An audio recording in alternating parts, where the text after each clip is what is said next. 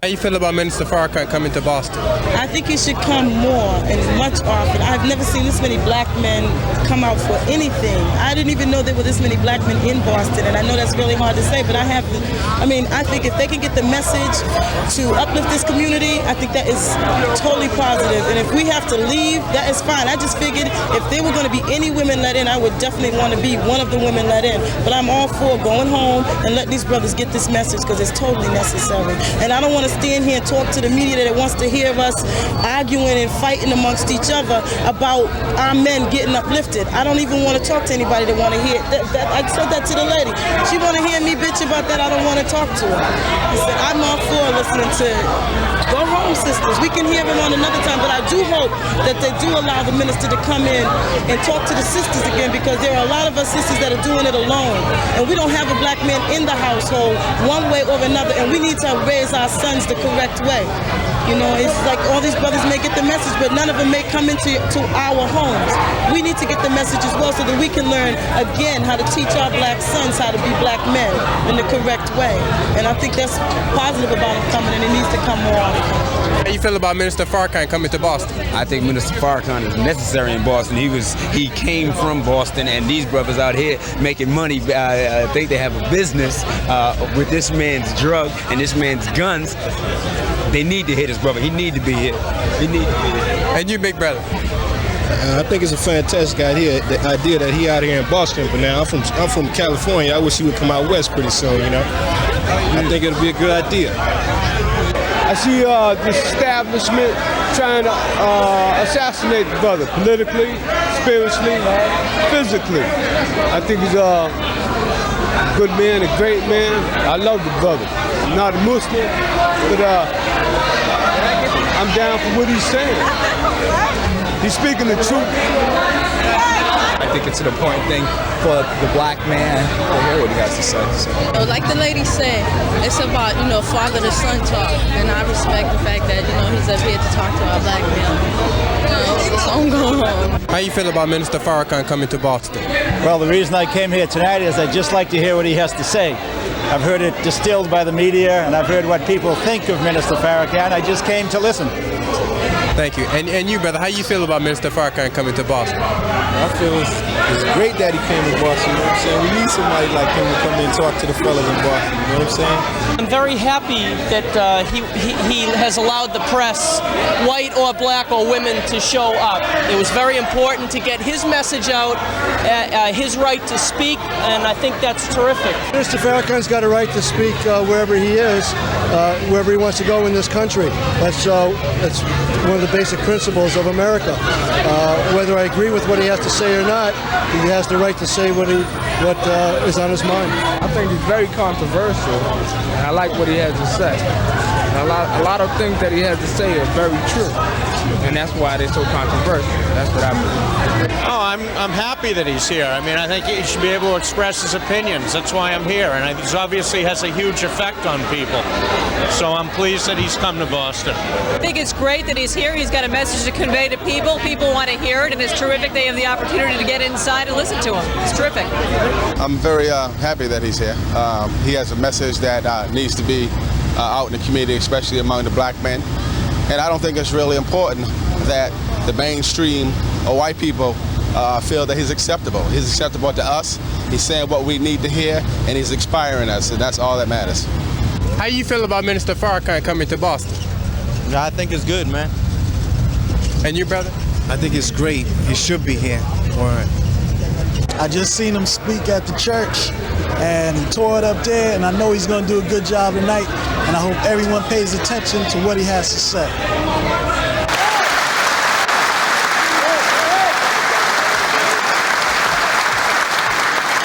And this job is too big for anybody but God. It's going to take all of us working together if we want to stop the killing. And the problem with black people is too many of us think that we can do it by ourselves. We think that we can sing solo and that'll get the job done. We cannot sing solo, we cannot sing duet, we can't sing trio, we can't sing quartet. We gotta sing it together.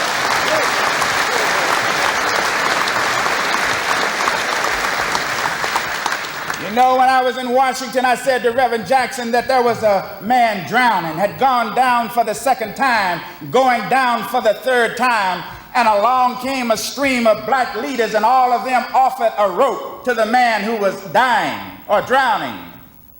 But everybody's rope was too short, and everybody's rope fell a little far from reaching the boy who was drowning in the black community, drowning in drugs and crime and gang violence, and drowning in the sea of despair. But along came a little man who said, if you would just tie your ropes together, maybe they would be long enough to reach him.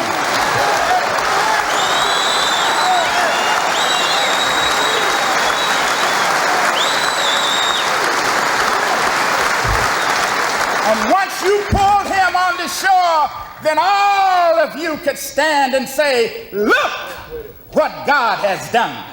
But I'm telling you about a man who has the ability to talk to the brother in the street. He has the ability to talk to the one in the suites. I'm telling you about a man who can orchestrate an orchestra and call in the drums when he needed, and tell the saxophone, just blow a little louder. I'm telling you about a man that has the ability to unite black men in America, and he alone can stop the killing. That man is your brother, your leader, my leader, the boldest black man in America, the Honorable Louis Farrakhan.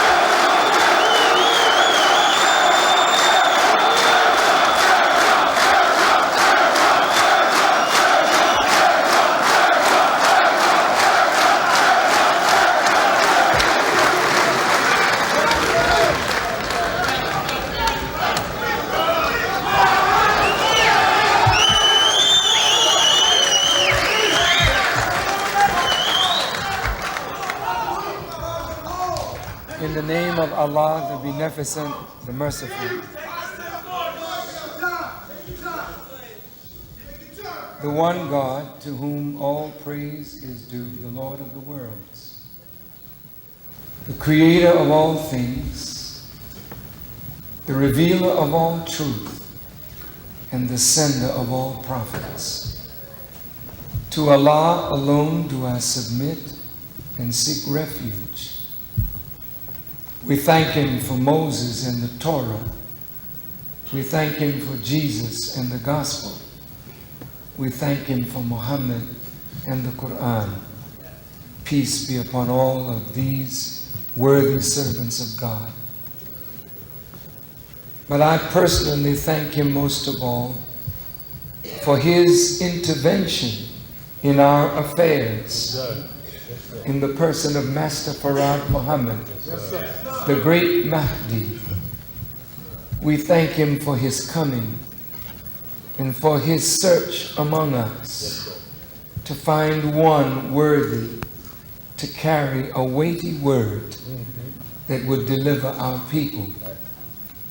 And that one whom he found is the man whom I represent. Yes, sir. A divine leader, a divine teacher, a divine guide, his messenger to us, the Messiah, the Honorable Elijah Muhammad. Yes, sir. Yes, sir.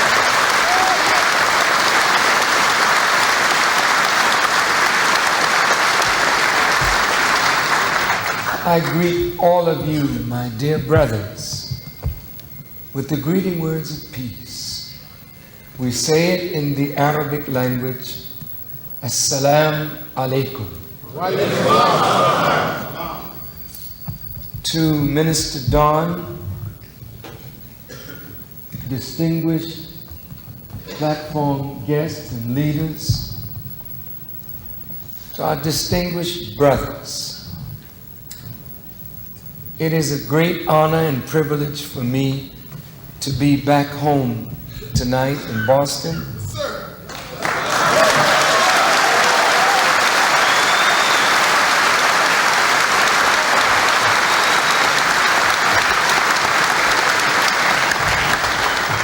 To do something that I don't believe has ever been done before in the history of our sojourn in America.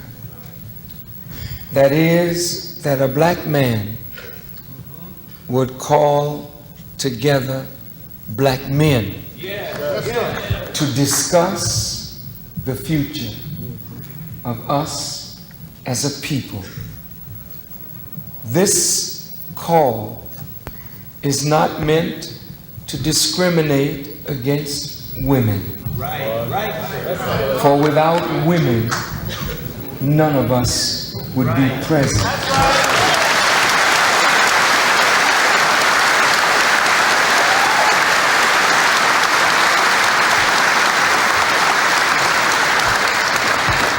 Our beloved mothers, living or dead, have anguished in their lives over the suffering of their children. That's right, sir. Particularly the suffering of the black male. To the women who are outside who were very, very disturbed because they wanted to see their brother too, we say to you that until and unless we strengthen the black man, Yes, sir. and make the black man what God intended for him to be, there will be no family. There will be no real progress for us as a people. And since the morgues of America are not being filled with white women or white men, but the morgues of America are being filled with black men. That's right. Black men killed predominantly by black men. Right. So since we have become a problem to ourselves and a problem to the nation, it is nothing but right and fitting that a brother from among yourself, who grew up among you, who knows your pain and your hurt, that brother should come and talk to his brothers, that we may go out of here tonight better men than we came in, with a greater resolve to make a difference in our lives and in the lives of our wives, our children, our grandchildren. Yes, sir. You represent the power to make change and to make it real. Yes, sir. But you cannot make that change until a change comes in you. In the Holy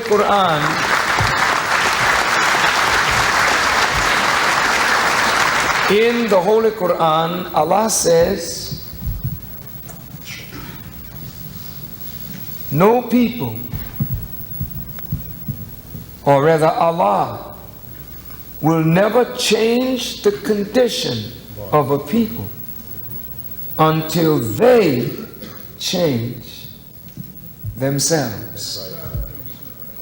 The condition of our people is not going to change unless a change comes over us. But change just doesn't happen. There is a force that brings change about. I want to change in my life, and I want to change in your life. Not one for the worse, but one for the better. The Prophet Muhammad, peace be upon him, said, a man is not a Muslim, he's not a righteous person until he wants for his brother what he wants for himself.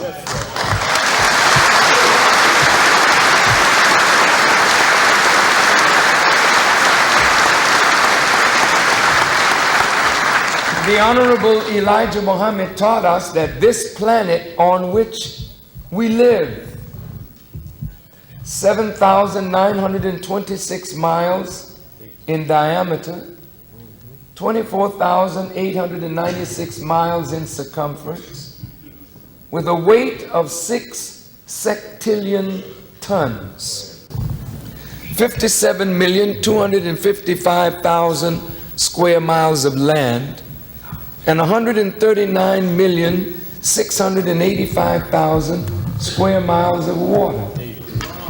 And everything that is on the earth comes up out of the earth. Yes, sir.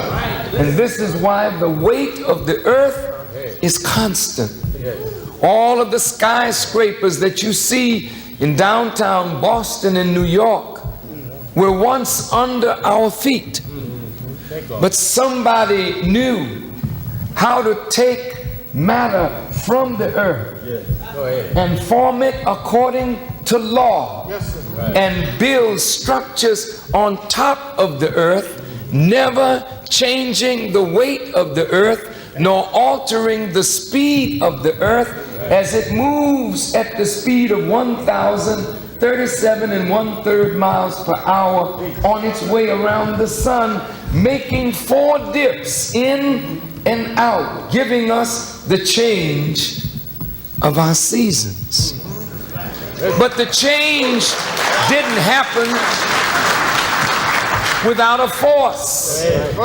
And the force that is producing the change, the Honorable Elijah Muhammad said, is the presence of the light of the sun. It is the power in the light that strikes the earth at its equator that causes the earth to spin. And as it spins, it makes change. Yes, sir. And it brings us up out of it, and it keeps on spinning and spins us right back into it. And so it has been for billions and trillions of years. So if we want a change in our lives, light must be present in order to bring about change. So the scripture says the people that walked in darkness, gross darkness the people. And as long as we are in darkness, there will be no change. But when light comes, light will bring about motion. And it is motion that will bring about change.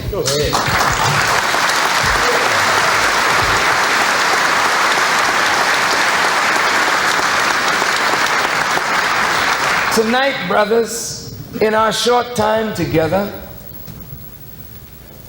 I would like, by the grace of God, to show each of us why we are brothers in the very deepest sense of the word. Right. Yes, sir. I am your brother.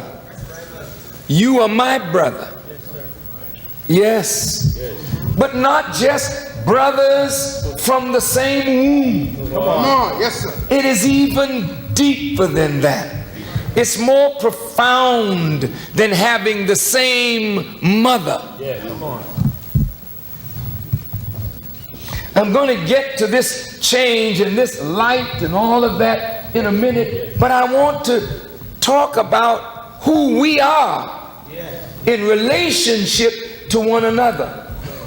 Those who are watching this by television, the reason we permitted you to film this is because we don't want you to think that we're here raising an army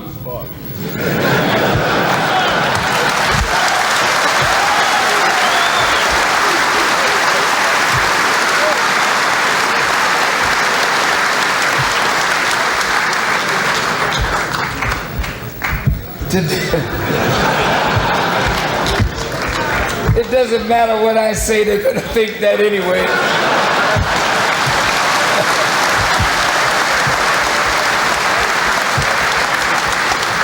But we're not here trying to raise an army to create more hell.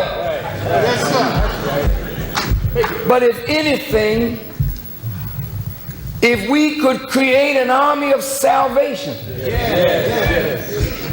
that would save our communities across this nation, that would not only benefit us, but it would benefit America as well. So don't be afraid when you see black men coming together. I know what you're thinking. You know, brothers, they think just like the scripture says they would think. Yeah. Go ahead. Pharaoh was just excited because he had treated the children of Israel so badly. Yes, sir. He feared their multiplication. Right. Yes, sir. That they might join on to an enemy. That's right. And come against him. You know, they think like this. Yeah. They think we are some vindictive group of people that can't wait to get back at them for the evil that they have done.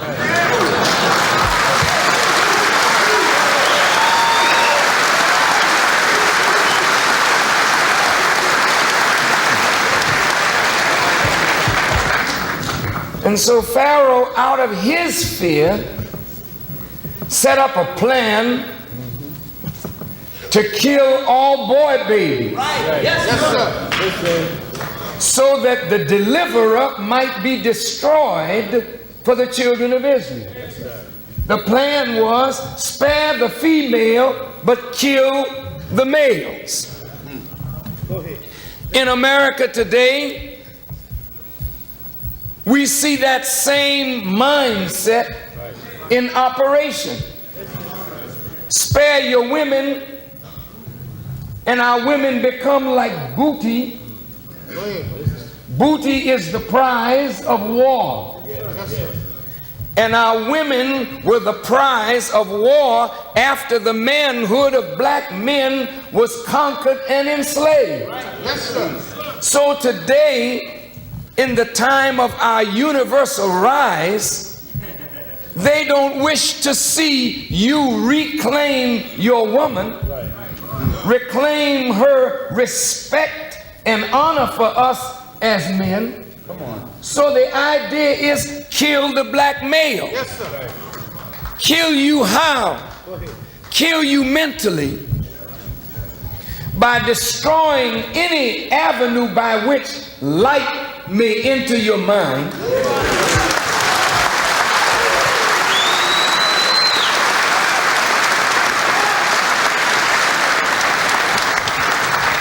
Kill you spiritually by enforcing false religious doctrine. Yes, sir. Yes, sir. That makes you think of a heaven too high, a hell too low, A God too far away and a devil too close.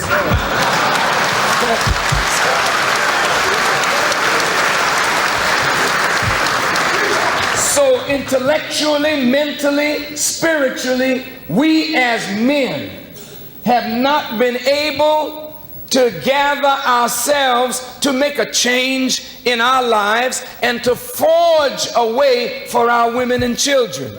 But after tonight, by the help of Almighty God, with what we give to you of knowledge, you will be able to make a change for yourself, make a change for your family, make a change for our community, and make a change for our nation.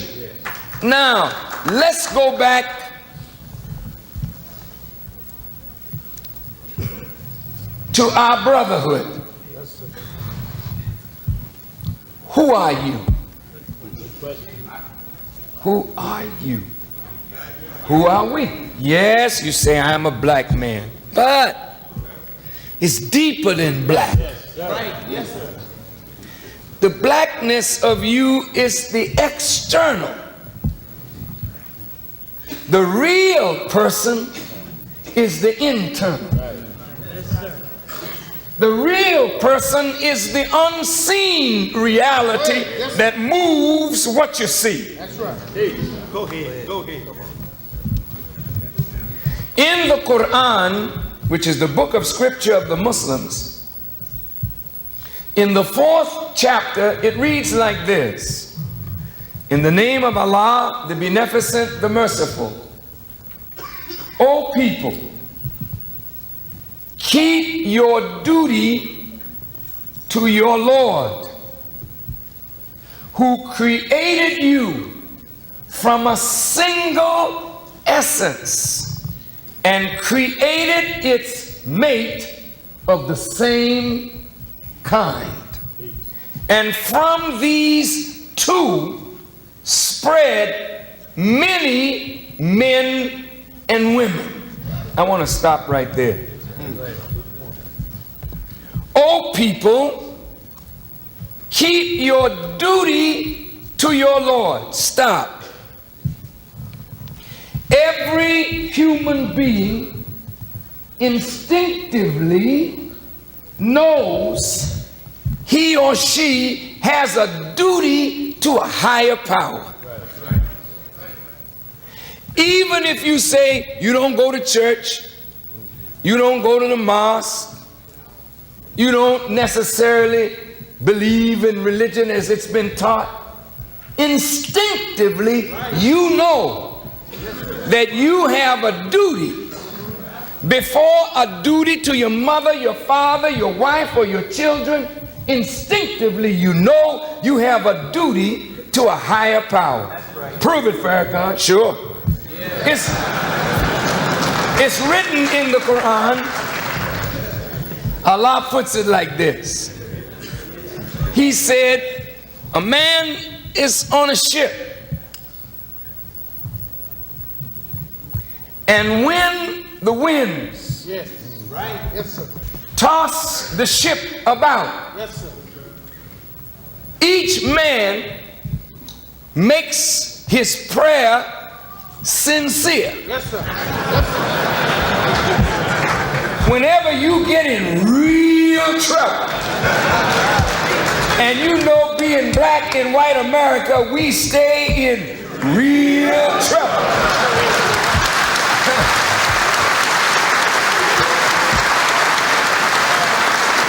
But when you get in real trouble, you make your prayers really sincere. I mean, you call him. You don't know his name, maybe, but you know somebody. Whoever you are that created everything that I see in me too, I'm talking to you. Look at here. I'm in trouble. And I mean, you get down with this prayer. And then you say, Lord, if you get me through this one thing,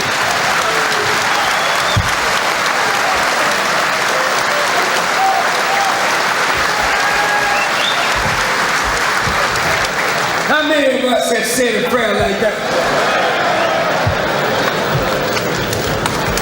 But I didn't finish. You make a bargain right there. If you get me through this one time, what do you say? I'll serve you. For the rest of my life, I get myself together. And the scripture says, and lo, when we get him safely to shore, he sets up other gods beside me. Surely man is ungrateful. So since each of us know that we have a duty to a higher power, the power that created us, look, from a single essence. Well, what is that single essence? Since the Quran says, Kul huwa Allahu ahad, say he, Allah, is one. He's single. He's incomparable. He's unique. He's matchless. There's none like him. But from that single essence, what is the single essence? It is God himself. So you are not just my brother from my mother. You are my brother because the single essence that created your life and my life is the originator of all life. So he created from a single essence the male. And from that same essence, meaning himself, he created its mate of the same kind. And from these two, he spread many men and women. Coming out of two, you have over 5 billion on the earth today. Boy, that's heavy stuff. So now look, family, this is family.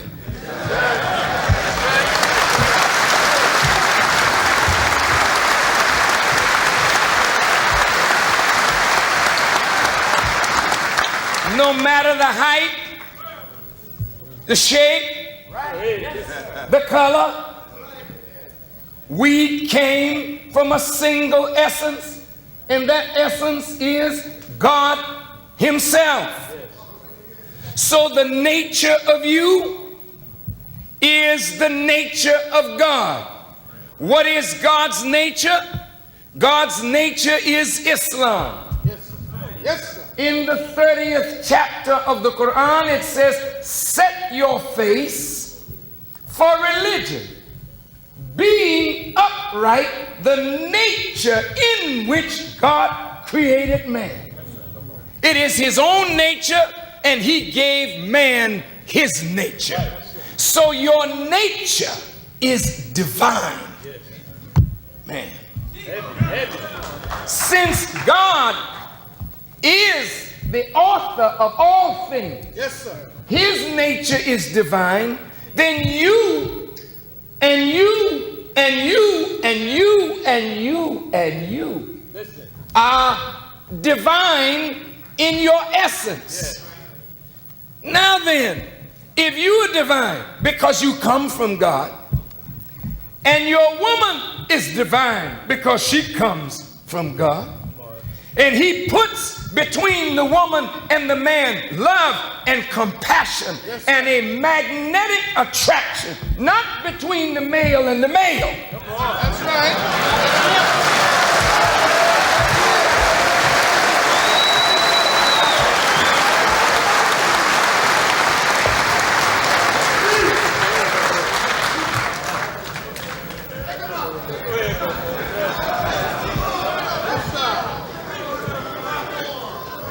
But between the male and the female.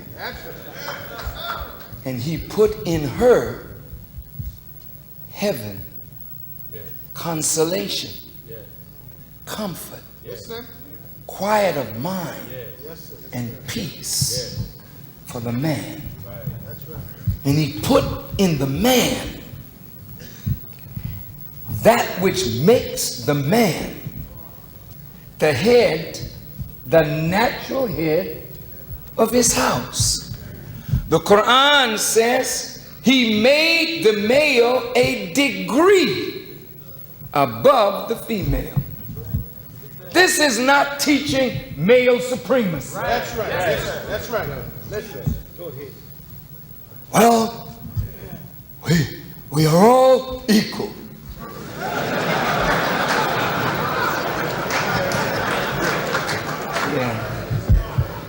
Yeah, you tell that to somebody that doesn't understand. There's no such thing as equality in the universe, from the tiniest atom of dust all the way to the far planets. They are not equal. But the thing that makes all things equal is the law under which they are created. Can I give you an example? Yes, sir. Give me a pen.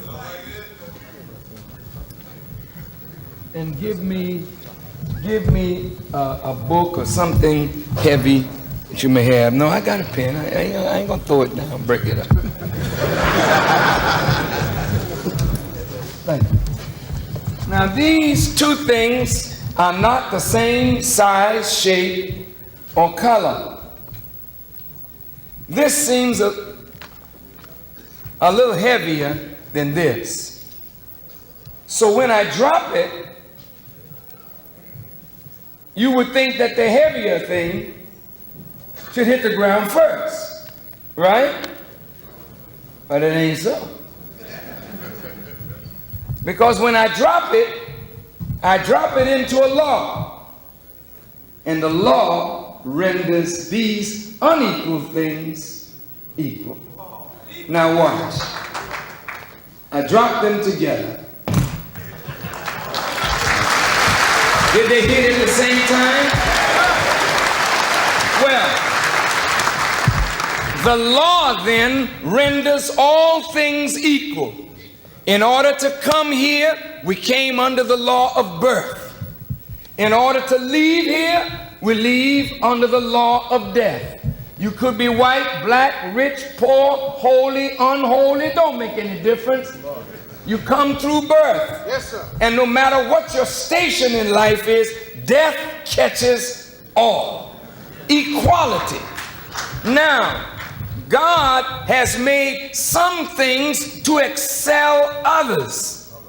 He has made, according to the Quran, some prophets to excel others. He makes some men to excel others. This is why if you run track, everybody doesn't reach the finish line at the same time. That's right. Somebody wins the race. Yes, sir. Everybody don't hoop the same. Everybody don't play the same. Everybody doesn't sing the same. But the beauty of the creation is all stars don't give forth the same degree of light, but what makes them beautiful is the constellation. This smaller one, this larger one, this one of lesser light matched with this one of greater light. That's what makes beauty. So, but each one of us are from God. Some have more of this or less of that, but each one of us has something that the Creator gave to you that makes you unique and special. Do you understand that? Now, all right. The Quran says that the male is a degree above the female. Yes, sir. So both the Bible and the Quran give the male not only the right, but the authority to be the head of his house. Yes, sir. But in order to be a head, you got to have a head. Come on.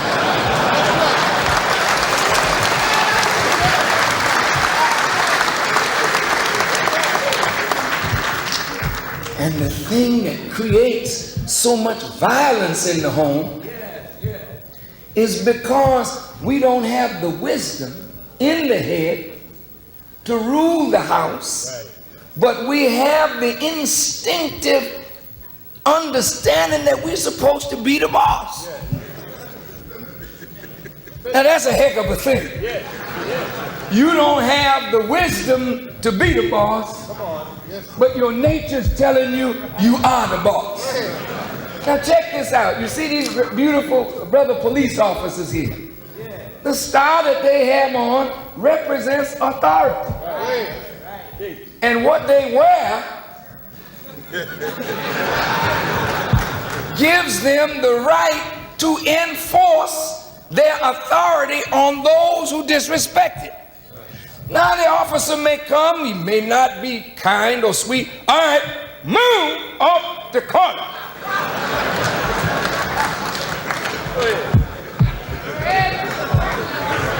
I remember the hardest kick I ever got in my backside was from a brother, I won't call his name, but I love him.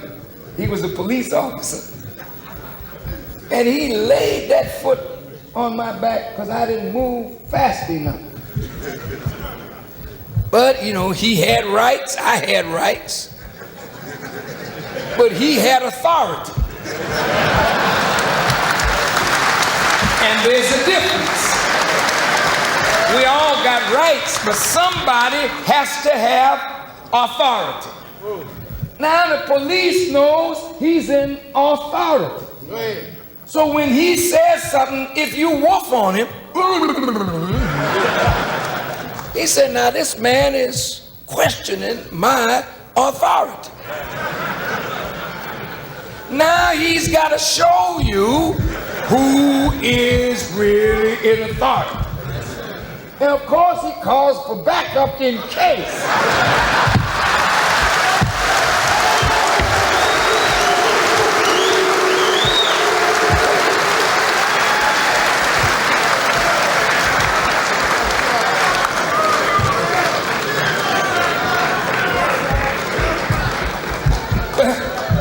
Look at you in the house.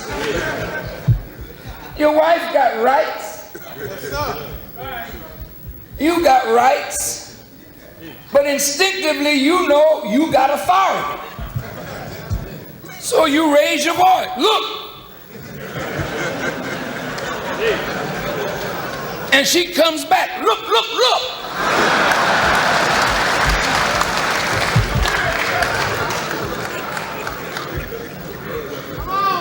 And you start living in her mouth like a dentist to try to enforce your authority. So there's a whole lot of wife beating going on. There's a whole lot of violence in the home going on. It's because you're stressed out as a man in a white society where nobody respects you as a man. The dog doesn't even come when you call.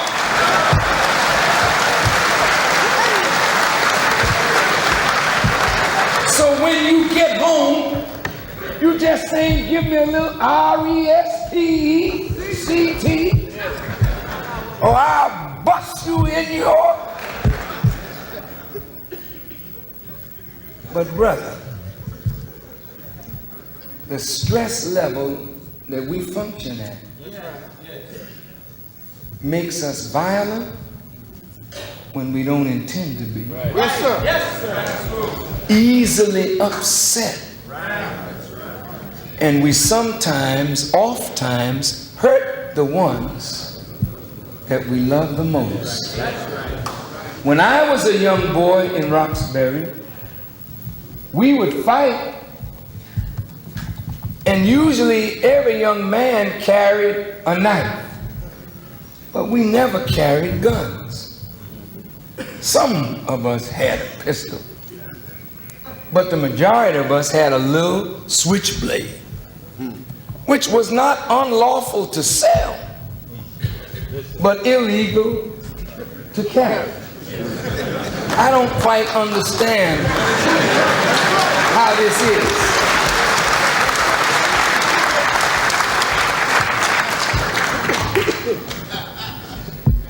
Unlawful for us to gamble, but it's legal for them to sell us the crap. Give the dice.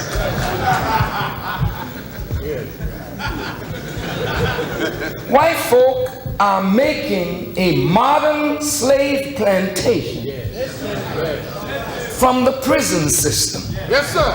Yes, sir. If 24% of the prison population or 24% of young black men are either in prison or under some form of court supervision, that's a lot of men. Prison building is big business now. That's right. So they're building more and more and more prisons. For who? America has become the largest incarcerator of human beings in the world. So when they put you away, 3 strikes and you're in. That's right. That's right. For 26 years to life, then they got you for the rest of your days to work for 3 or 6 cents an hour, which is modern slavery in the name of criminal justice. Now, brothers,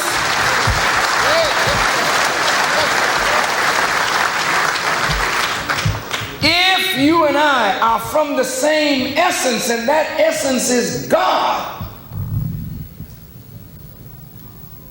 then when you see your brother, you're looking at a manifestation of God. Yes, sir. This is why Jesus said, how can you, or one of the apostles said, how can you love God whom you have never seen and hate your brother whom you see every day? I see you, you see me.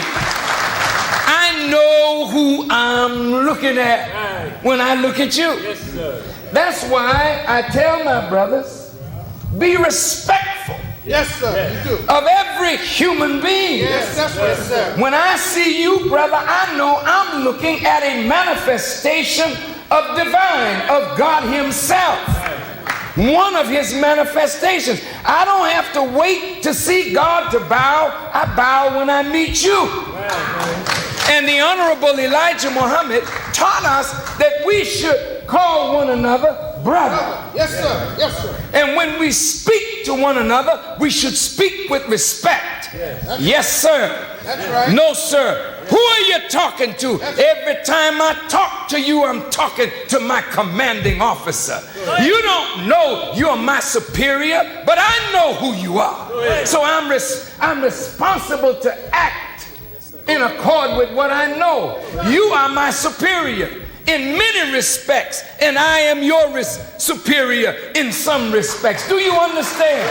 Each one of us is a manifestation of God.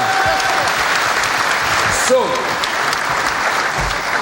when the brother calls you brother, don't say, hey, don't call me a brother. My mother ain't never made nothing ugly like Yes, you. sir.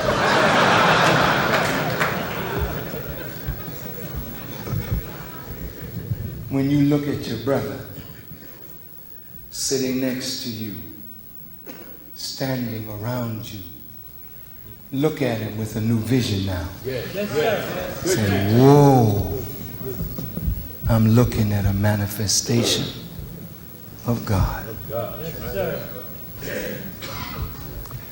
Check this out. Jesus came into the world. He was a very unusual being. And the disciples asked Jesus, Jesus, would you teach us how to pray? And he said, pray on this wise. Our Father. Stop. He didn't say, my father, but not yours. If my father made me Jesus, and he's your father too, then you and Jesus are brothers. Because he who has the same father is a brother. Yes, sir. So when you shoot your brother, when you cut your brother and see your brother's blood, when you drive by and you shoot indiscriminately and a baby dies innocently because of our madness, you're killing a bit of yourself as well as a bit of God. Yes, sir. And you are making yourself an enemy of God, who came to put a stop to the killing and who came to make us brothers of one another. So the Honorable Elijah Muhammad, recognizing that we didn't know how to treat one another, he said, put away the gun. That's right. He disallowed us to carry so much as a penknife. Do you know why? Because the moment you get angry, That's right. you reach, not here for some intelligence to solve a problem, you reach for whatever's in your pocket. That's right. And in passion, you destroy a human life. The Honorable Elijah Muhammad said, put your weapon down. In fact, he told us, get rid of your guns. That's what he said. Get rid of them. None of these carry a weapon. No, we don't. That's right. We won't carry a gun, brothers. We have patrols that patrol some of the roughest project houses in America, but we will not go to our brother with a gun in our hands, because we know who you are, we respect you, and we love you, and we came from you, and we will never throw off on you.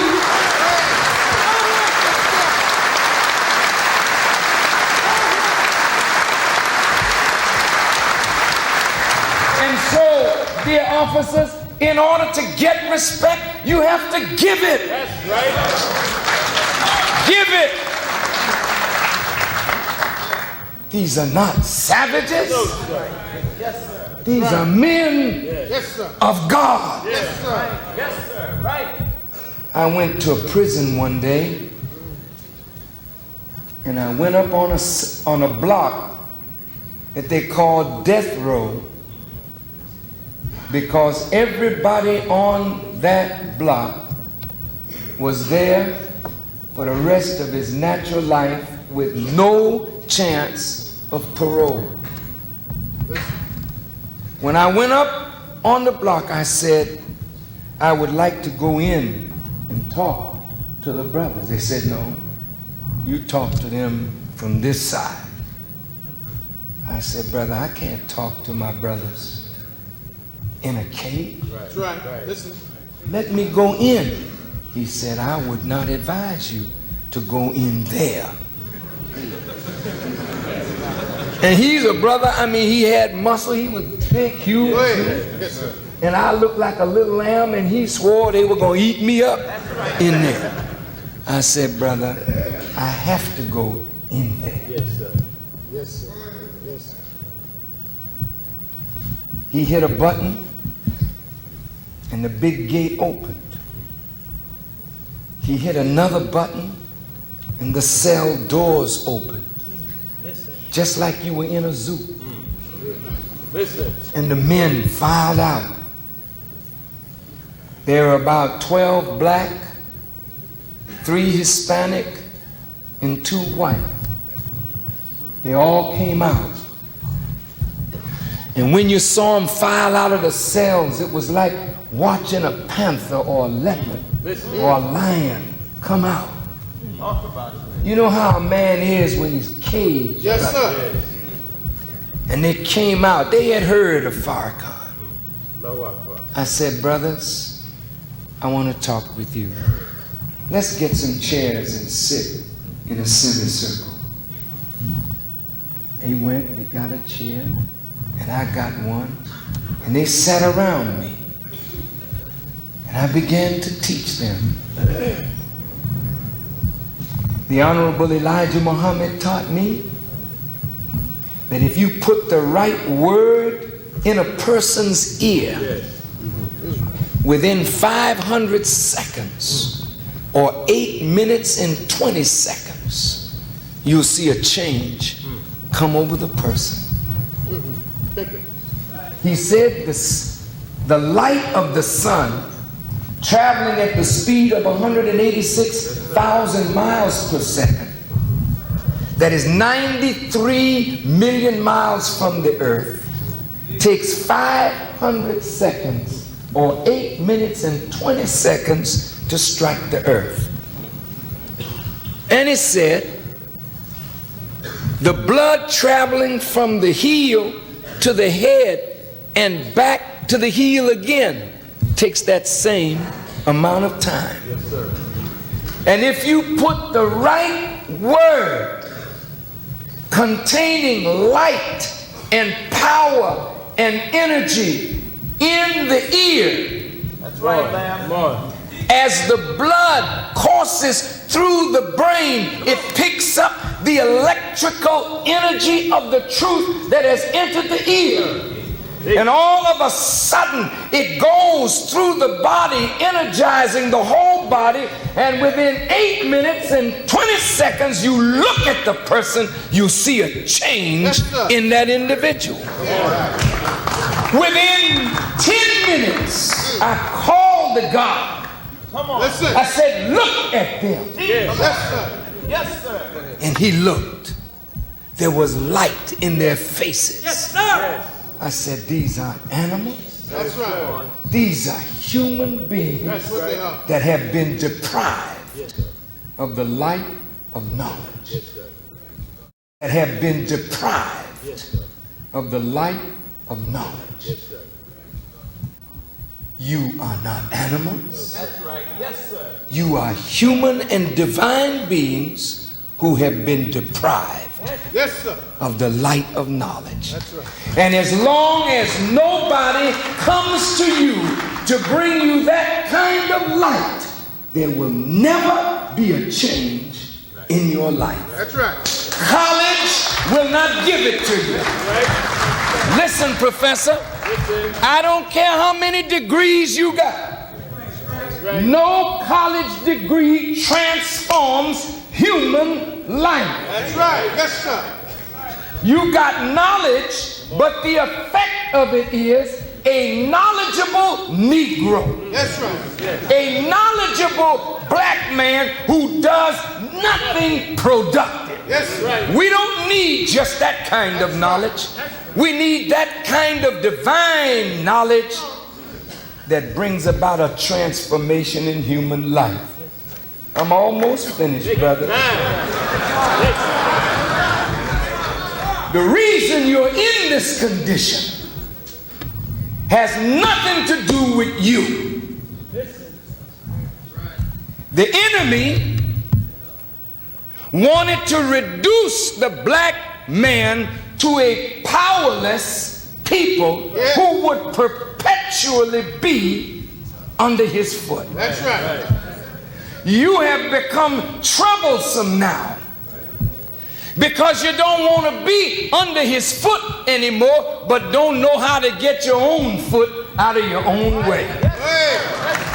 So somebody has to help you. The scripture says, how can they know except they have a preacher? And how can they have a preacher except he be sent? Follow me now. Yes, sir. Educated. The thing that got you and me messed up is our powerlessness. No man can be a man without power. No man can exercise his authority as a man without power. no man in this world can have power and not have money. If you don't have money in this world, you don't have power. Therefore, no man can be a man with just knowledge and no money. Knowledge must lead you to money. And then money will lead you to good homes and friendship. And money will enable you to do for yourself and your wife and your children what you know you should do as a man. That's right. But without money and without knowledge and without power, you become a madman. So I saw a black brother on television the other day. He had shot up somebody in a carjacking. And the white reporter was asking him, how did you feel? Think about that. He said, when I had the gun in my hand, I felt invincible. That's a heavy statement. Yes, sir. That gun gave him a sense of real power. He felt that if he went up to another man and said, give it up, that man would give it up. And then he could pump lead in him and watch him give up the most precious of all gifts, his life. That's right. I'm bad. I got power. I got a gun. Who gave you the gun? And what's more important, why did he give you the gun? When you know that the enemy has never wanted to see black men armed, why now are arms so prevalent in the black community? Yes. Let's talk. You don't have power, you want power. You don't have power, you want to access power. Right. So power then, to some, as Mao Zedong said, power grows out of the barrel of a gun. Wrong, Mao. Come on, shout it. Wrong. That's right, wrong. But since you don't know where real power comes from, somebody put a gun in your hand and you feel, damn. Right, yes, sir. I got power. Yeah. Let me go try this out. Who you gonna try your power out on? See, you don't go into South Boston and try out your power. There's no drive-by shootings in South Boston or East Boston or Roslindale. Come on. There's no drive-by shooting in Newton. But there's drive-by shooting in Roxbury. Drive-by shooting in Dorchester. Why? Because you have never been trained to use your power against those who deprived you of it. You just trying out your power on your own neighbor, your own brother, your own family member. Who put the guns in your hand? You know you can't go to a gun store. Most of us in this room have been arrested for something.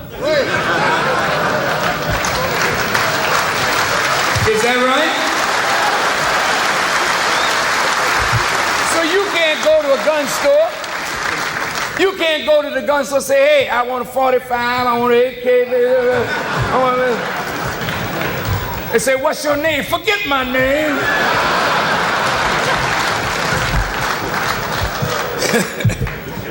They put that name in the computer. They say, you better get out of here. So most of the guns that you have are illegal weapons, which automatically gives the authority of the police, when they find you with an illegal weapon, a chance to put you away for 5 years. That's right. If they wish to. And if it's involved with a violent crime, you know how much more time is added to that. So here they got slave labor. They had your great-grandfather. Right. He working from Camp C morning to Camp C night. Some slave master tell him, get up. That's right. Lay down. Come on. What? That's right. Now you got somebody saying, all right. Yes, sir. Yes, yes. Roll call. Yes. By the numbers. You're a slave again. Yes. Think about it. A powerless slave again.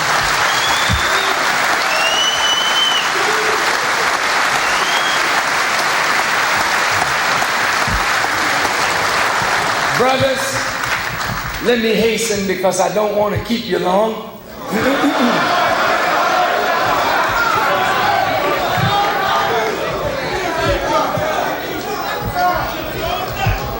They put the gun in your hand to set up the black community for the bigger gun. Yes. Right. They want to give you a sense of power so you will terrorize your own community. It makes it very hard for me to teach black people to love one another when it's my brother who's breaking into my house, carjacking me, drive-by shooting, selling dope to my child, trying to put my daughter out on the block. That's right. You can't love people who do that to you. So hate is multiplying in the black community. Us against us. So the women are sick of it, burying their sons, burying their children. So they're crying out, can't you send the National Guard in? Don't you ever think that the police don't have firepower to deal with this. They not only have enough firepower to deal with this, they have the backup of the National Guard and the federal troops. So what is the black community being set up for? Look at the movie Boys in the Hood. The black brother who made it, he didn't make it for evil purposes. He made it to show the reality of life in the hood. Yes, sir. But that went all over the world. Yes, that's right.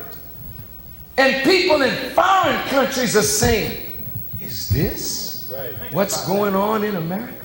Think about that. Then you came out with Menace to Society. You went to the movie. I saw it, but I'm going to tell you what I saw.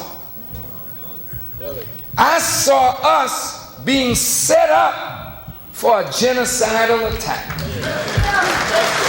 I saw us with our craziness. We went in the Korean store, shot up the merchant, Yes, sir. and laughed at what we were doing.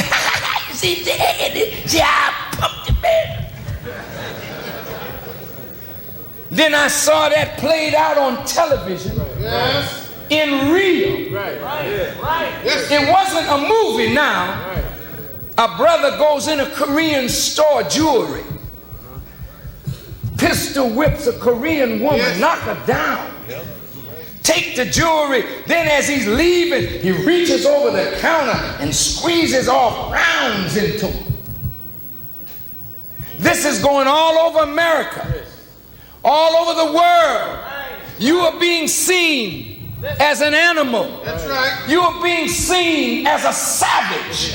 You're being seen as a people unworthy of life. They're setting you up so that when the tanks come and roll through Roxbury, you and your little pea shooter, what you gonna do with your little Uzi? And an armored personnel carrier rolling down the streets, helicopter gunships above your head, pulling the plug on your gas and your electricity. You want to fight? Go ahead. You like blood? Go ahead. Well, maybe the enemy will give you so much of your blood, you'll understand why you need to stop the killing and learn how to love and respect yourself.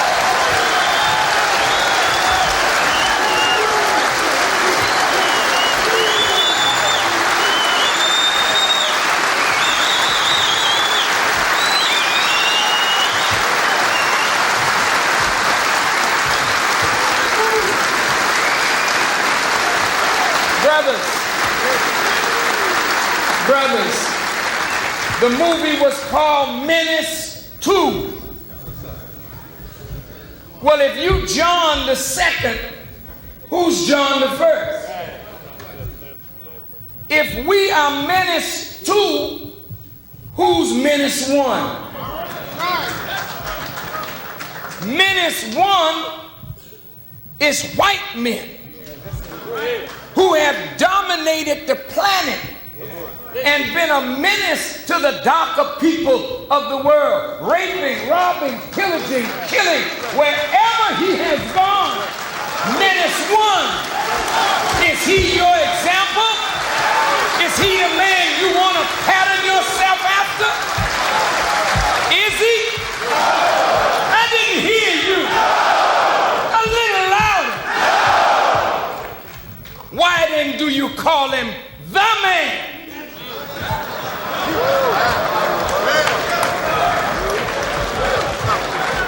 You didn't say he was a man. You said he is the man. When you use the definite article the, you make the man the example, the original, the thing that you model after. He is not the man for me. He's not the man for you. He's not your originator. So the one that should be the man to you, the model for you, the guide for you is he who created you.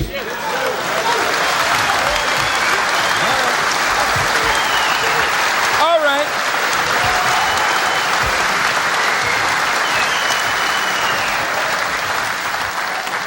I want to wrap this up.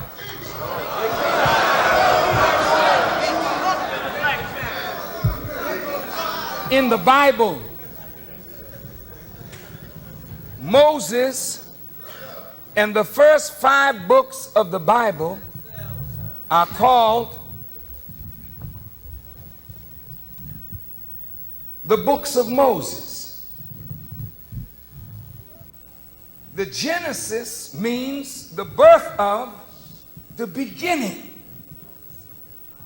We now have come to our Genesis, our beginning. But what was it like, Moses, in the beginning? And why was Moses a liberator talking to his people about a Genesis and use these words? Listen. In the beginning, God created the heavens and the earth was without form and void, and darkness was upon the face of the deep. And God, on the Spirit of God, moved upon the face of the waters. And God said, "Let there be light."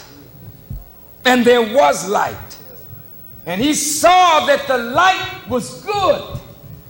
And he separated the light from the darkness. And one part he called day, and the other part he called night. I'm asking the question, why was Moses a liberator talking to the children of Israel about the Genesis, or the beginning of creation? If you are at your Genesis, then a modern Moses has to come and talk to you like Moses talked to the children of Israel. Listen. In the beginning, God created heaven and earth. look above you, brothers. The heavens above and the earth work as a team. If they don't work together, life doesn't come up out of the earth, because the heavens have to be lit in order for the heaven and the earth to work together. Yes, sir. But the scripture says God created the heavens and the earth, but the earth was without form and void. How many of you have ever seen a check that was voided? Yeah.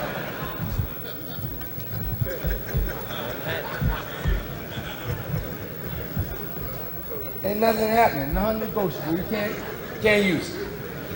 Now, God created the heavens and the earth, but the earth is without form and void. Do you know what gives form? It's motion. Motion. So if there's no form, there's no motion. If there's no motion, there's no light. Darkness was upon the face of the deep. What does it mean, brothers? God created heaven and earth. God created mind and body. The mind is the heaven of the body, and the body is the earth, because it is made from the earth. Look at your skin. It's like any leaf of a tree with pores in it. Look at the pores. That's right. Yes, look at the veins. And look at a leaf that has veins in it. The blood goes through the veins, giving life to this. And so does the sap and the energy go through the veins in the leaf to give it life. You're from the earth. The vegetation of the earth gives you your body. The stone of the earth gives you your bone. But the brain is the heaven of your body. Yes, sir. Huh? Yes, sir. But the earth is without form. Look at you. Yes, sir. Yes, sir. Go ahead. You are without form. And you're void as a people. You're like a canceled check. Nobody cares about you. Nobody can use you. You're dead. Voided. They don't know what to do with the black man. You know it. They don't know what to do with you, brother. So they've decided, many of them, if we let these cats live, if they just keep multiplying. Right. By the year 2086, yes, the demographers are saying that at our present birth rate and their present birth decline, we could be the majority population in less than 100 years. Do you know what that means? If blacks become the majority, Hispanics close behind, and there's any kind of alliance between the black and the Hispanics, then run, Jesse, run. Ain't no talk. You can run anybody you want to run and put them in and run the show, run the government, run the house, take over the house. White people see this.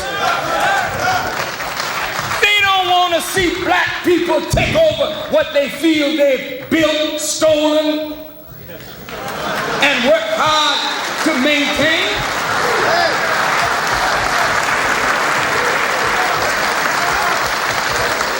So you're being set up for death and destruction. And to those who are watching by television, this is not some fanciful conspiracy theory of some neurotic person. That's right. We've seen your work in Africa. We've seen your work in Central and South America with the native population. We know that you decimate populations that you feel are in your way. We see what you did to the Native Americans. when you sent blankets to them with smallpox in the blanket to kill men, women, and children. We know what they're capable of doing. That's right. So the only way, brothers, you can save your life is to show that you can be useful to yourself and come up out of the condition that 400 years of slavery and injustice has put us in as a people. Yes, sir. Let's go back now. Avoid without form. You're not formed into the beautiful and magnificent people that you could be. You're without form. And the reason you're without form is because darkness is upon the face of the deep. But the Spirit of God moved upon the face of the waters. That's right. What does that mean? Moses was a man drawn out of water. That's right. That's right.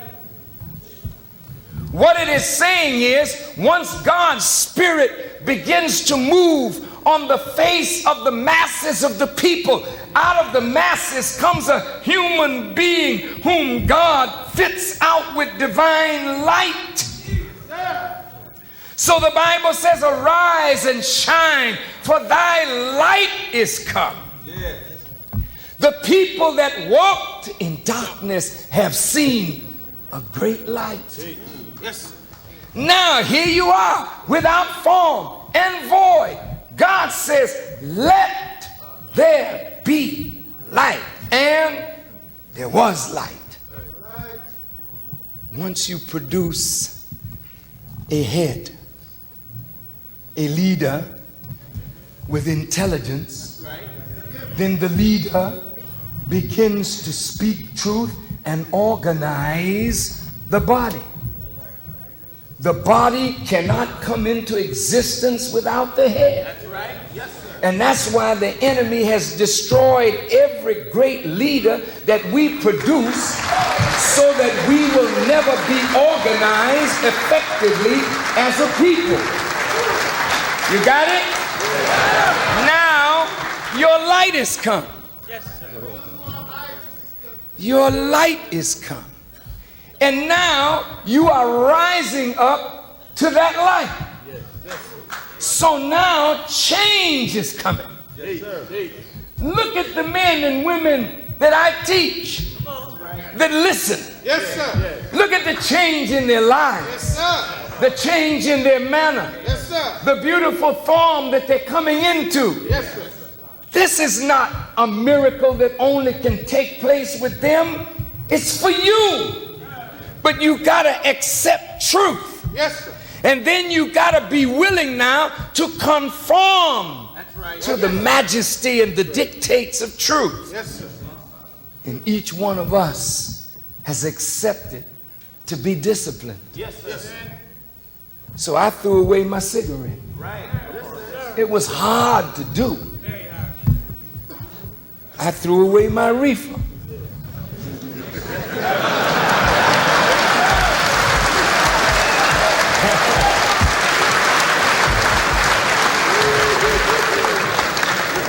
Yeah, I don't want nobody to think I fell down from heaven. I rose up out of hell with the rest of my family.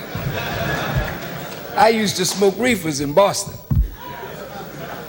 And I knew where to get them. And I wondered why the police didn't know, but I guess they didn't. Some of my friends were into heroin and coke, but I said, no, I ain't going there. I always wanted to be in control. And when I got high a few times, I recognized, this don't feel right. I got so high one day, I was playing at Louis' Lounge. And I couldn't remember whether I had sung a chorus or a chorus and a half. Because that reefer mess up your ability to measure time and distance. And anything that messes up my ability to measure time and distance, you know, I really didn't want to be bothered with that. But I had to try it. You know, the first time I heard Elijah Muhammad, I went to the mosque with my hat, and I knew that they searched me, so I put my reefer in the hat band.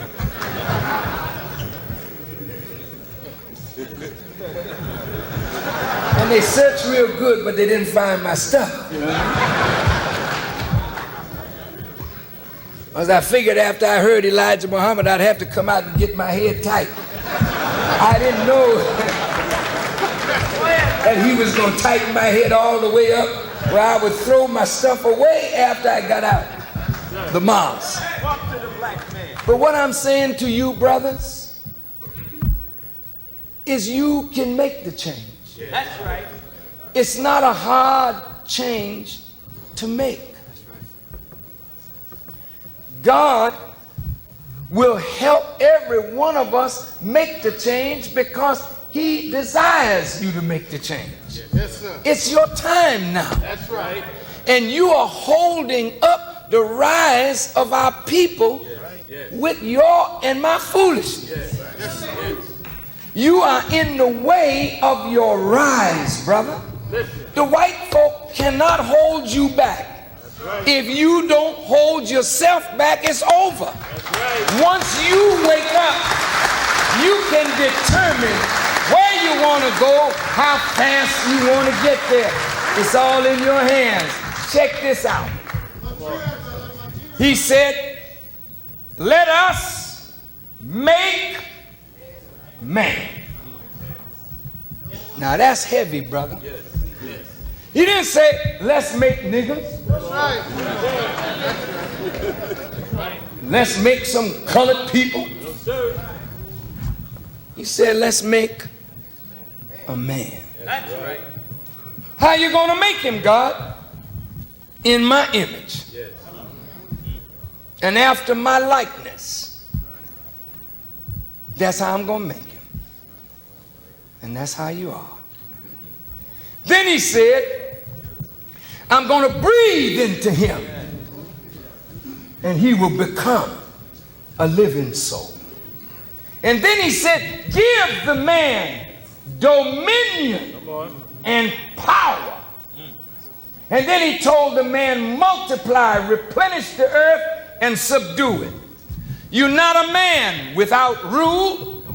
You're not a man without power. You're not a man without the ability to multiply, not just from the sperm, but to multiply in this way. You are given the gifts. You come into a universe that is to serve you. So when you multiply what you know with what is here, you produce a product. That's right. Every man by nature is a producer. Yes, sir. And any man who is not producing is a man that is dissatisfied with himself. Listen, brothers, listen.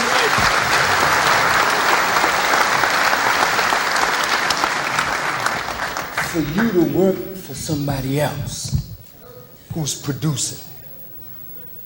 Mr. So-and-so downtown, that's his vision. I need you to pull out the trash. Or I need you to do, well, it's a job. But it ain't what you're here for. Take it as long as it will allow you to feed your family without resorting to crime. But always remember that you will never be the man that you could be until you become a producer. And you know what, brothers? The whole aim of the government in white America is to keep you without power and dominion. And the reason they're so upset that Farrakhan wants to talk to black men, they act as though we're doing something wrong. If I were Johnny Gill, who is my wonderful little brother, Johnny had a concert for women only. The law said nothing. Teddy Pendergrass had a concert for women only. Listen. Nobody said nothing.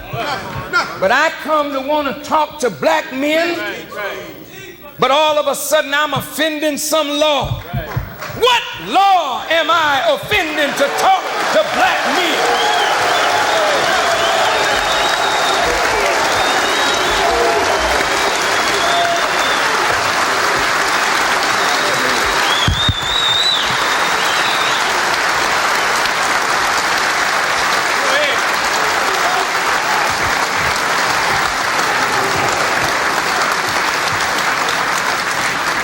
Power, brother, comes from knowing.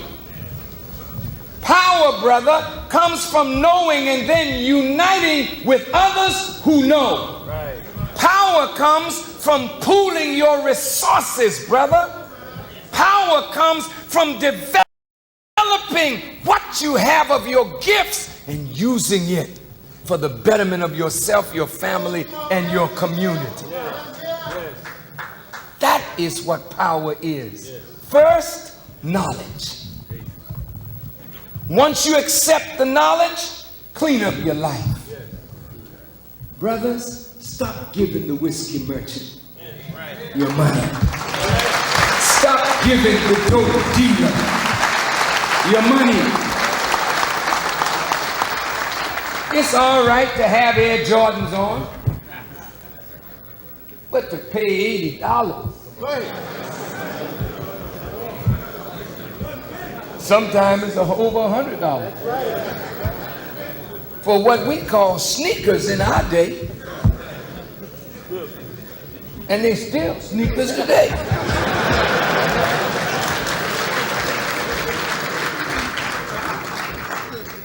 They're ripping you off, brother. They got designer pants, designer jeans, designer this, designer that. And if you don't have the means, you know how you do. You rip somebody off for the jacket, for some shoes.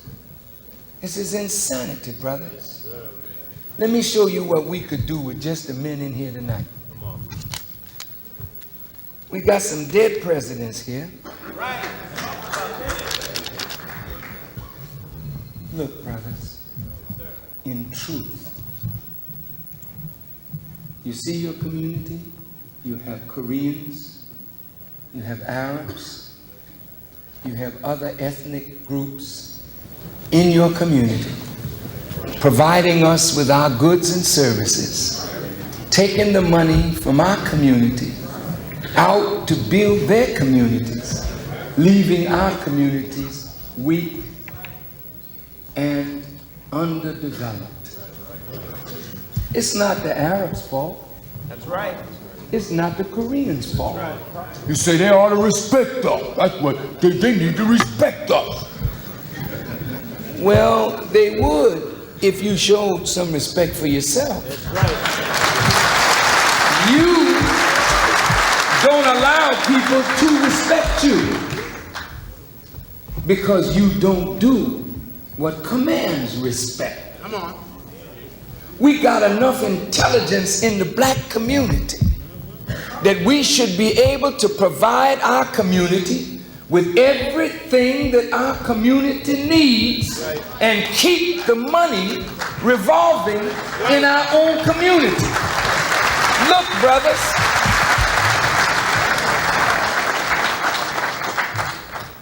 there's about 2,000 or more of us in here. And if we just trusted somebody enough, which is a big thing, to put $20 in their hand, 2,000 times 20 is how much? $40,000. That ain't bad. Go to a bank up here. With $40,000, they got some property in their portfolios that they're closing or have foreclosed on that we could pick up. We could begin rehabbing, putting people to live in it. Take the rent, put it back in our account. Come back again, pool again, 40 more thousand. Pool again, 40 more thousand. Then set up a supermarket and make sure that every one of our families shop with their own. Keep the money in your own circle. Pool again, buy some more property. You got carpenters in here. You got electricians and tradesmen of every kind, and you got young people who don't know anything about a trade. Put the young brother with the older brother. Teach the young brother the trade. Go in and fix up the property, lower the rent, and put your people in it.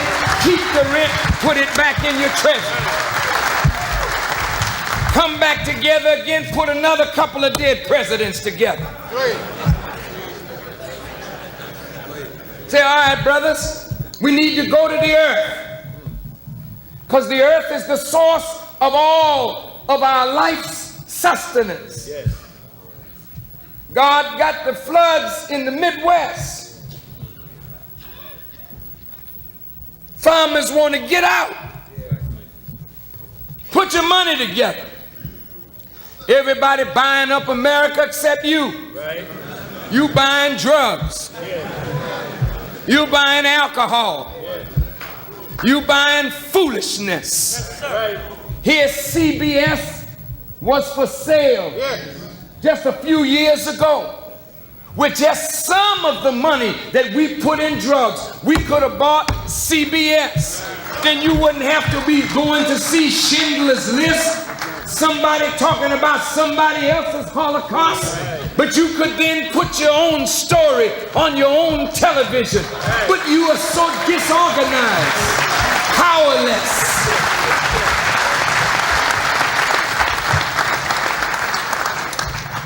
Look at the farm. We could own thousands of acres of farmland just from pooling a little of this. Get on the farmland. You say, Lord, give us this day our daily bread. But you ain't sowing no wheat nowhere. You waiting for tip top and wonder when it's coming. But if you and I would pool our money, we could plant a wheat seed and harvest it. Turn the wheat into flour and turn the flour into bread. And then send bread into all the major cities. Eat the black man's bread. Eat bread that's wholesome and clean without all of these degenerative things in the bread. On your farm, you set up a canning factory. And you begin to pull your peas and your corn and your asparagus from the ground and you can it. And then you put your own product on your shelf in your supermarket across the country. Then we eating from our own peas. First Baptist peas. Muslim corn. Go to raising your own chickens. Have land for your cows and your sheep. No pigs. Sheep and cows to graze. Set up your dairy. Put your ultra-modern dairy together and milk your cows. And send the black man's milk into the black community. Stock your shelves, and instead of a white face on it, put your face on it. And we go and eat our own milk, eat our own bread, eat from our own canned products, raise our own chicken, and the billions of dollars that we spend for food with the merchants of death, that money goes back in our own pockets. Then you take the hide from the cattle and you make your own shoes. Yes, sir. Then you buy you a fishing trawler and you go out on the high seas and you fish. like the Japanese are doing. You can do what you want to do, black man. It's your day. You might as well get the vision. Stand up and let's go for it like real men.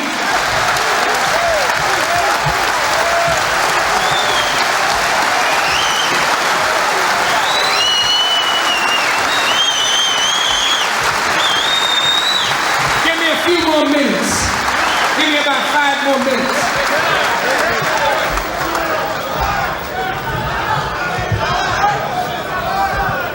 You got to set up your own schools.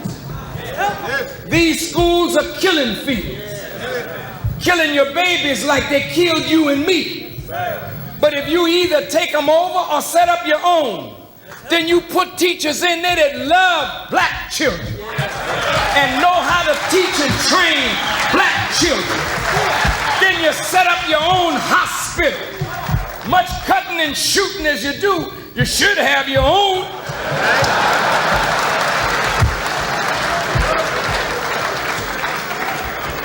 But of course, we're gonna cut that out. But you should have your own hospital. And then the young men that are your warriors, then they protect what you build. This is our farm, this is our land, this is our trucking company, this is our radio station, our television station, this is our bank, this is our ship. And these are our soldiers protecting what belongs to our community. And after a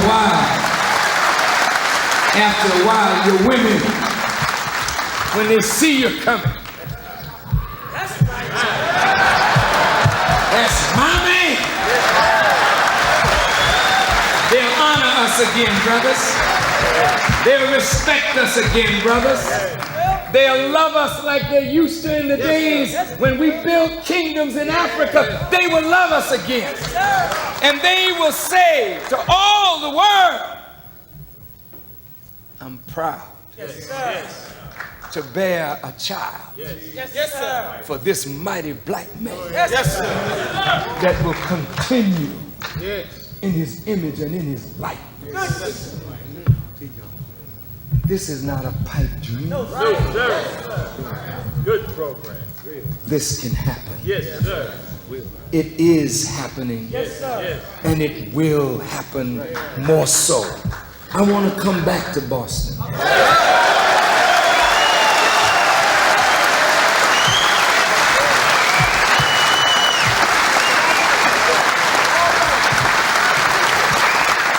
Within a month,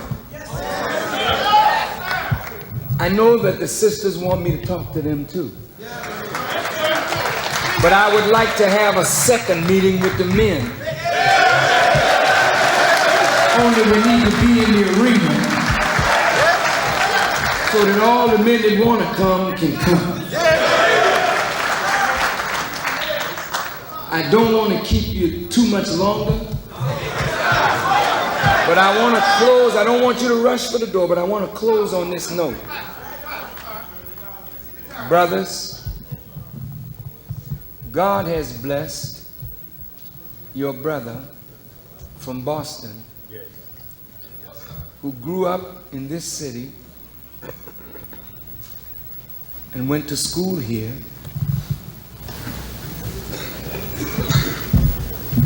to be loved by black people all over America and throughout the black world. Yes, sir. Brothers, for the first time in a long time, black people trust a black man. Yes. Black people know that I won't sell us out. That's right. Black people may not agree with everything that I say, but they know that I will be faithful to you and to our future.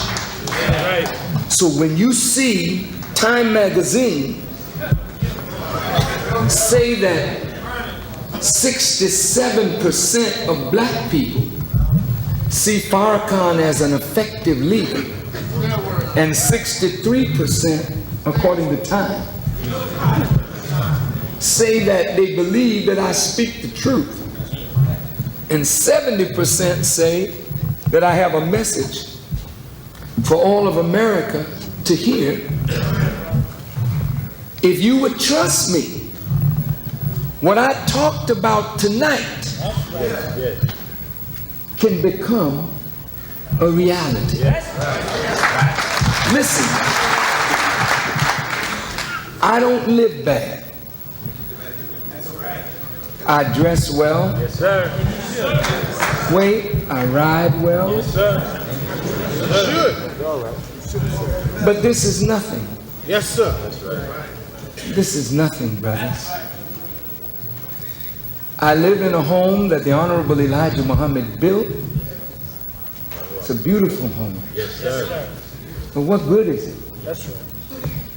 The Honorable Elijah Muhammad told me when I walked him into his home, he said, I will not be in this house with my foot propped up, enjoying the beauty of this mighty fine home, but I'll be in this home thinking of how I can get all 30 million of our people into homes like this. Listen, Elijah Muhammad told me before he departed from us how he wanted me to think and speak. And he said, don't think for some. That's right. And don't speak for some. Think for all. Yes. And speak for all. Yes, sir. And then he said, this is the way I want you to think. You've got 30 million people who eat 3 meals a day. And at each meal, they eat at least 1 slice of bread. So 30 million people eat 90 million slices of bread per day. 630 million slices of bread per week. 32,760,000,000 slices of bread per year. How much land must we have under wheat cultivation to give our people their daily bread? When you figure that out, that's the amount of bread land you go for. That's right. Then you think about the sheep and the cattle and the beef that people eat. How much beef cattle must you have? How much grazing land must you have to feed your people? Then clothe your people. Then shelter your people. And for the first time, there's a black man that from the youth to the very elderly, they have love and respect for that brother. Praise to Allah. It is not oratorical skill. That's right. But there's something between me and you that's more profound than a tongue. That's right. It's the soul of your brother. Yes, sir. Touching the essence of God in you. That when you hear your brother, you know beyond a doubt, even if you came just to see what he was going to say, and I don't like the nigga, but I'm going to hear him. You can't listen to me and go away the same way you came in. Even if you wanted to hate me, you end up loving me because you know that I am sincere. I talked to you for 2 hours. No notes, nowhere. And I could go on for 2 days, for 2 weeks, for 2 years and never repeat myself because something is inside. God made me for the Honorable Elijah Muhammad, and he made me for you. Now the enemy sees me clearer than you see me. Listen. And they have determined because of the increased love that you have for me, that I must die. I ain't worried. I'm not worried.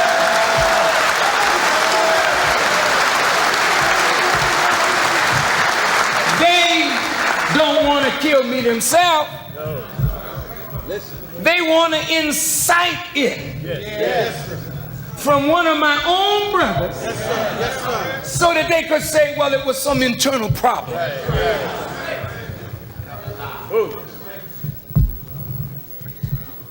I would say to all of those who are listening via television or radio, that's the most dangerous thought you could get. If you don't like Farrakhan, then leave me alone. But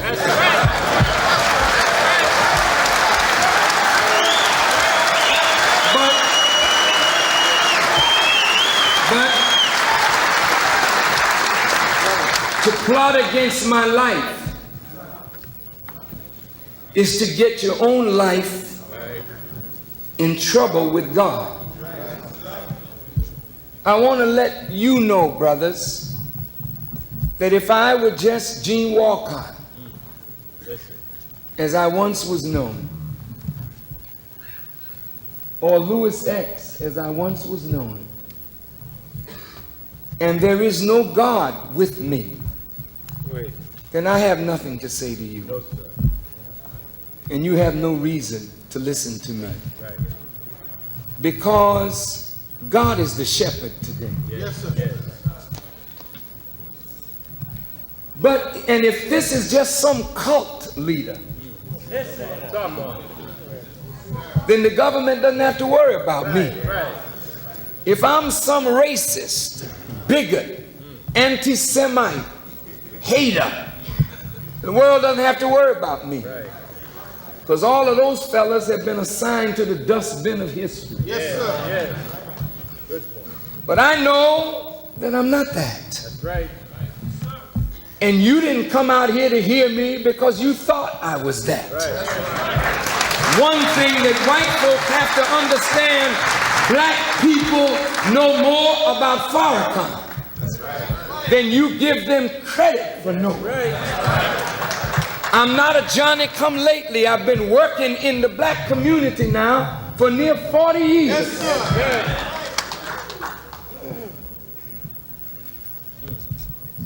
And so there are those in government, those among the Jewish people, and some of our own people out of envy, who would be very happy if some accident happened to Farrakhan.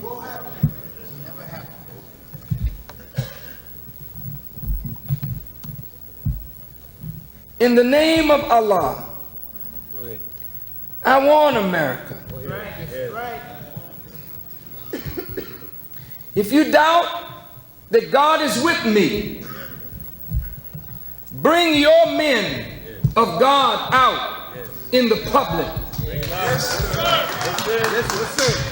Anybody whom you think is close to God, bring him out. Go ahead. Go ahead. And let them pray for something. Come on. And let me pray for something. And if you want to test whether God is with me, then try me. And if God be for me, who can be against me? There has never been a black man in history that the white media has dumped on like they dump on Farrakhan. But the more they dump on me, the stronger black people get, because they know if the media is dumping on me like that, there must be something right about Farrakhan that's frightening the hell out of the enemy.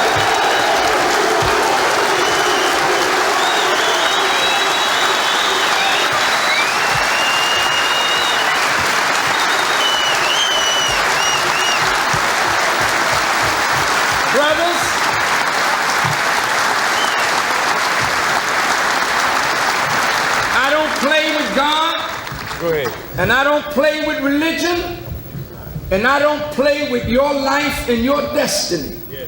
You are sacred to me. So I'm going throughout America. Go ahead. Calling on black men. Yes. That the future of our race and our nation is in our hands. Our women have carried the ball too long, too hard, and they have been both men and women while we slept. But it's time for the black man to wake up and stand up and take our rightful place.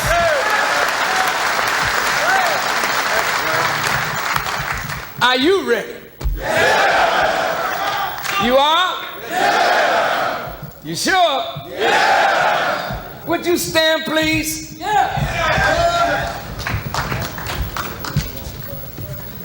I'm going to ask you, brothers, to take a simple pledge.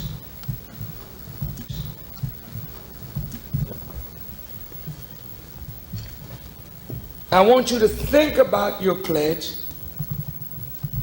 Don't say it if you don't mean it.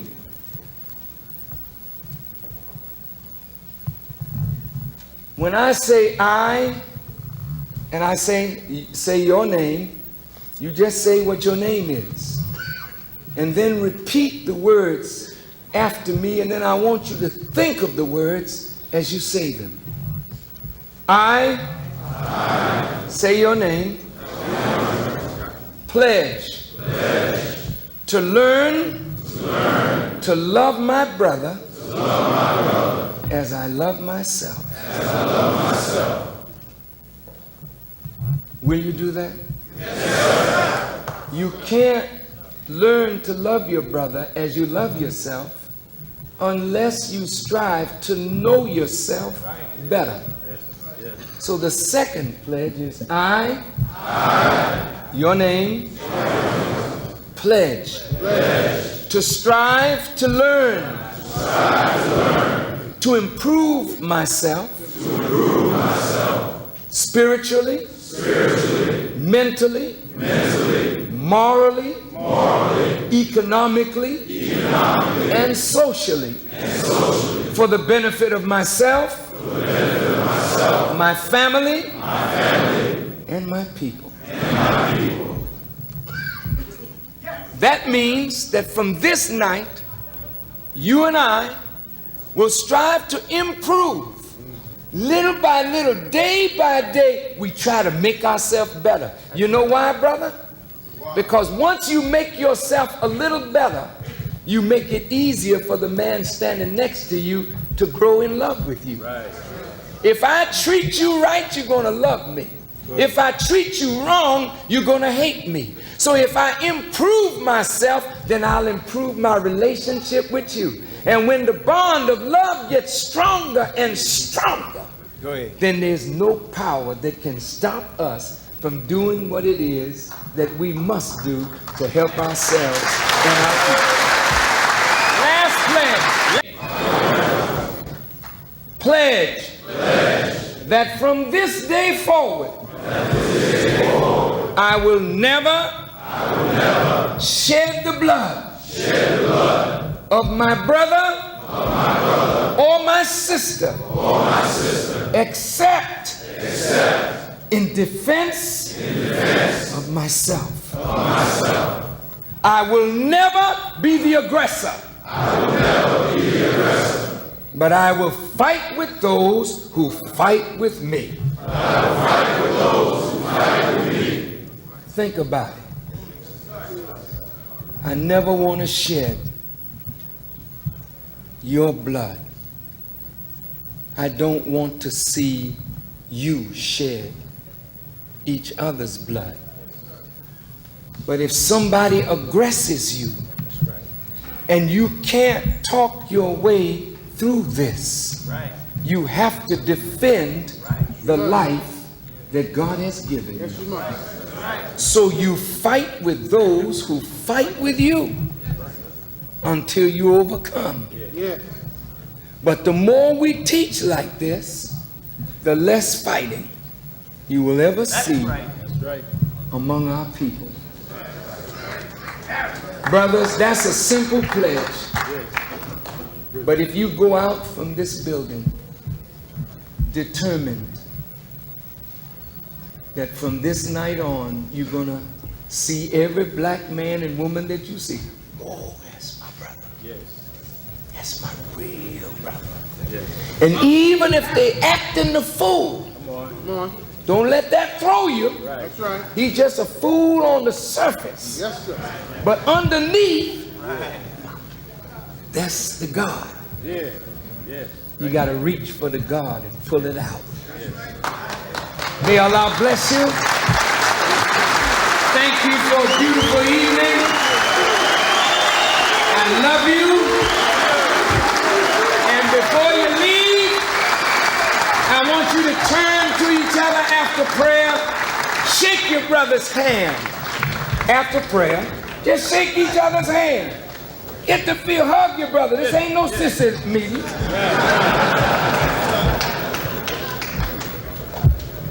Thank you, brothers.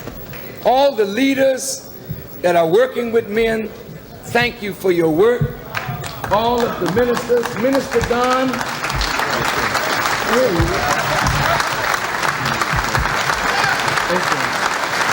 Brothers, can I say this before we say prayer? Yes, sir, we'll be back, God willing. Brothers, this was a free meeting, as you know, but the Strand Theater was not free, and what it took to advertise was not free. I don't know what the expenses were, but I don't think it would be brotherly to put all the burden on Brother Don in the mosque, when if we pool just something, whatever you can afford, if we pool it, then we can defray all the expenses and even get ready for the next one at a larger place than the Strand Theater. Would you do that, please?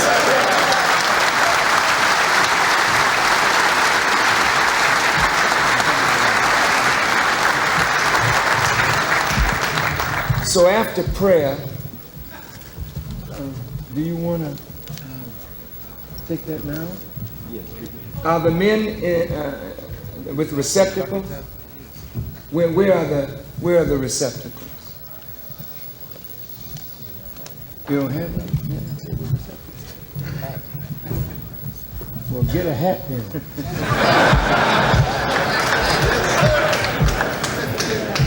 And to our brothers here who are in wheelchairs, I want to thank you for not losing that wonderful spirit, brothers. Yes, sir.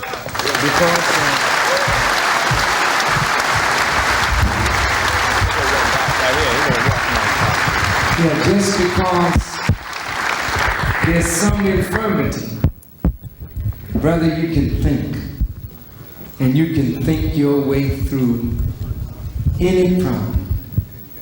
You are a man with legs, and you are a man without legs. As long as you can think, then we'll be your feet, and we'll be your hands.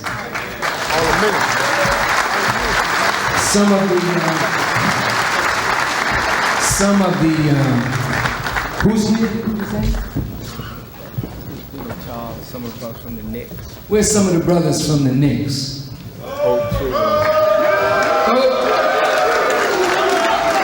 Let's give it to the Knicks, brother. Thank you for honoring us with your presence, brothers.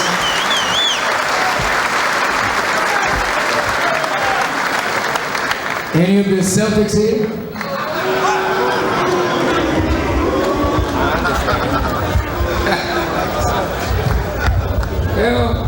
They'll be around. They ain't got no place to go. Everybody got to come home one of these days.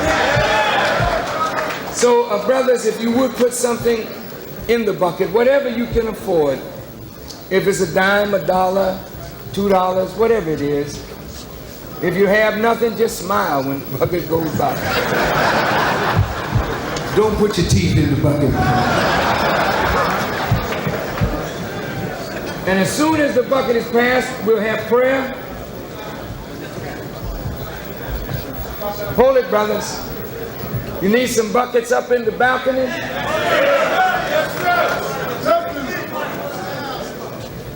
Brothers, I wish you could see yourself from here.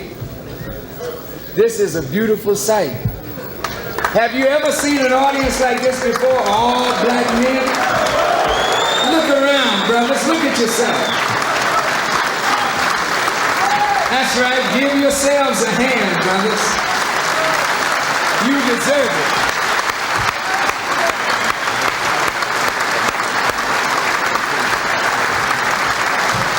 And all those of you who would like to continue the training so that we can discipline our communities and get our communities safe, we have manhood training classes at the mosque, and the number at the mosque is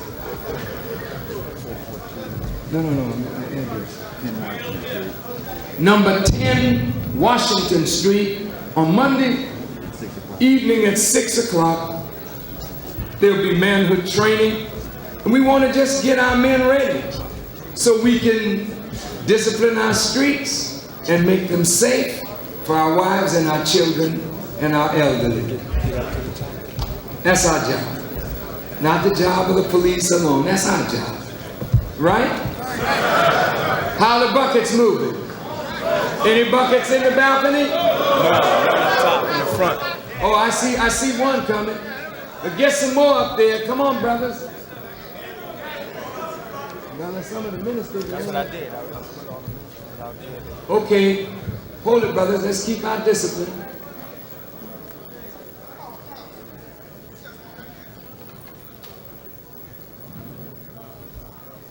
I really thank you, brothers. Thank you. I love you too, brother, very much. Very, very much.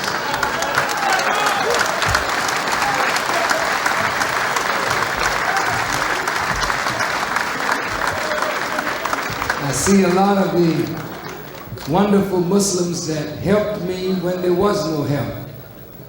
And I'm very, very happy to see you. Brother?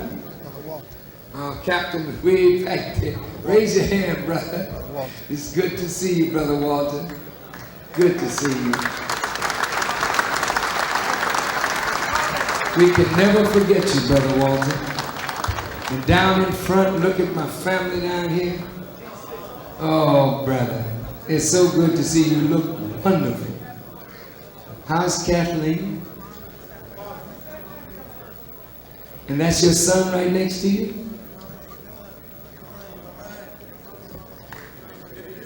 Oh man, wait till I tell Betsy that the crew came out. Beautiful family. Well, you know we're all family. So when they say y'all look alike,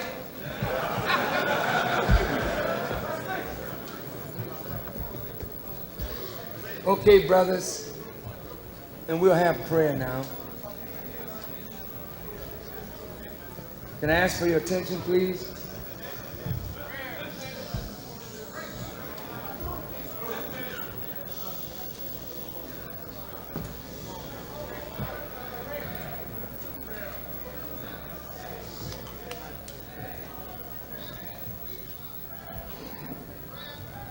I will pray a part of this prayer in Arabic and another part in English. قل أعوذ بالله من الشيطان الرجيم بسم الله الرحمن الرحيم الحمد لله رب العالمين الرحمن الرحيم مالك يوم الدين إياك نعبد وإياك نستعين اهدنا الصراط المستقيم المستقيم الصراط الذين أنعمت عليهم غير المغضوب عليهم ولا الضالين. In the name of Allah, the Beneficent, the Merciful. Praise be to Allah, the Lord of the worlds, the Beneficent, the Merciful, Master of the day of requital. Thee alone do we worship, thine aid we seek.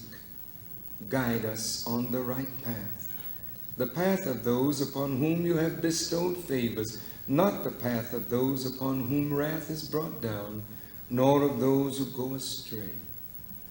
O Allah, we thank you for this meeting. We thank you for each and every brother who came tonight, and for those who wanted to come, but there was no more room. We ask, Allah, that your words enter the heart of these your servants, that they might accept this word and start making a change, that we might become the men, the husbands, the fathers that you desire for us to be, that we may take control of our lives, and then control of our families, and then control of our communities, that we may make our communities a decent and safe place for us to live. And let us go forth from this place recognizing and realizing that we are truly brothers, and that you, our Creator, have put within us your essence. So we are not only human beings, but we are divine beings with the potential of manifesting your sublime characteristics. All the things that we ask it in your name. I bear witness that there is nothing that deserves to be served or worshipped beside Allah, and I bear witness that Muhammad is his messenger. Ameen. Assalamu alaikum. Oh, brothers, when you started, you said Farrakhan. I love the name that the Honorable Elijah Muhammad gave me, but my name is not the name that you should cheer. What you should say is Allahu Akbar. Allahu Akbar. Allahu Akbar. Allahu Akbar. And that means God is great. Stay there, brothers. Assalamu alaikum. Greet one another.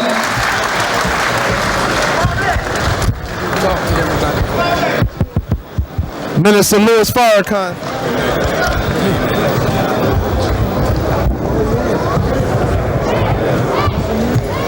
Brothers, let's give a big Boston welcome to the Honorable Louis Farrakhan. Give him another round of applause as we depart the building. You've been a part